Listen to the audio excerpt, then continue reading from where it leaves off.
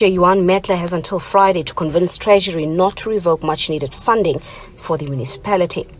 Tshwane might forfeit millions due to underperformance and non-compliance. The ANC in Tshwane held a media briefing accusing the DA-led coalition of collapsing the city by its failure to spend the money on much-needed services like fixing the water infrastructure in areas like Ikageng, where residents have not had water for close to 5 years.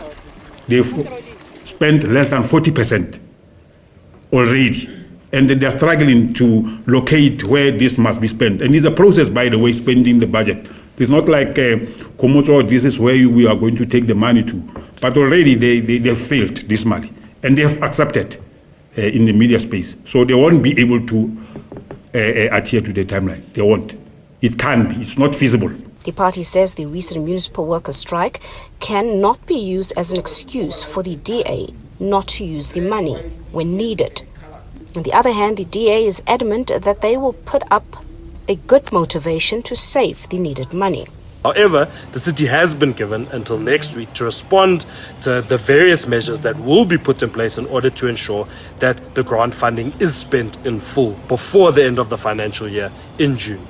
The grants are meant to help with infrastructure projects, to resolve the water crisis in communities, fix potholes and clean communities, especially the townships. When projects were cancelled and so on, there was never a strike.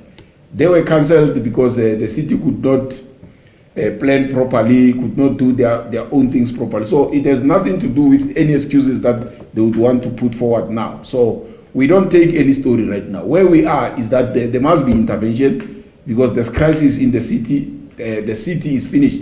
So we need the province to intervene in terms of the law. Despite the funds being available, dozens of projects have apparently been delayed or completely halted, particularly in the townships.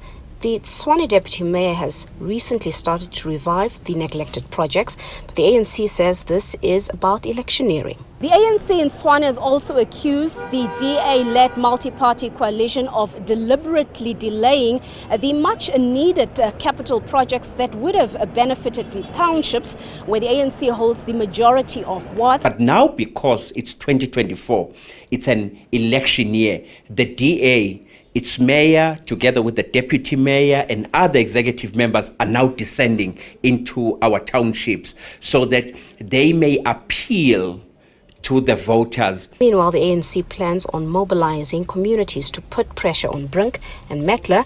They also want the MEC for Cocter to intervene urgently before the city completely collapses. Patricia Fasagi, SABC News in Pretoria.